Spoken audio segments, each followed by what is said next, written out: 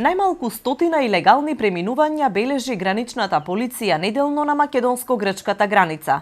Според пограничните власти, просекот е намален во споредба со минатите месеци, а ситуацијата кај Гевгелија е под контрола и нема опасност од пробивање на жичаната ограда. Бегалците најчесто се обидувале да поминат на некои од дивите гранични премини кај селата Моин, Богородица или Селемли. Тамо е засилена и контролата, но освен поединечни мали инциденти, на јужната граница е мирно.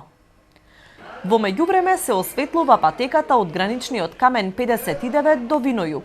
Изминатава недела таму нема пристигнато нито еден нов бегалец. Во моментов, во транзитниот центар Винојуг има околу 130 бегалци, а според неделниот извештај на Хелсиншки комитет, храната на бегалците е сиромашна и еднолична и најчесто недоволна. Ваквите забелешки се констатираат откако на хуманитарните организации им е забрането делење храна, а обврската делумно ја извршува Црвениот крст, како и Министерството за труд и социјална работа. Според невладината Каритас пак храна има доволно и се служат 3 топли оброци дневно.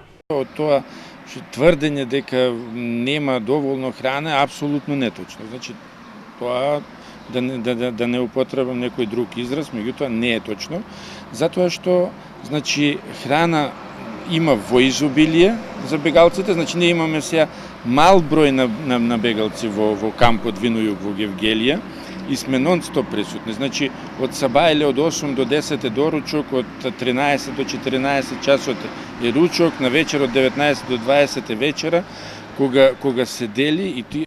Бегалците во центарот во Гевгелија се речиси цел месец од затворањето на балканската бегалска рута и се уште нема информации до кога ќе останат во Винојуг.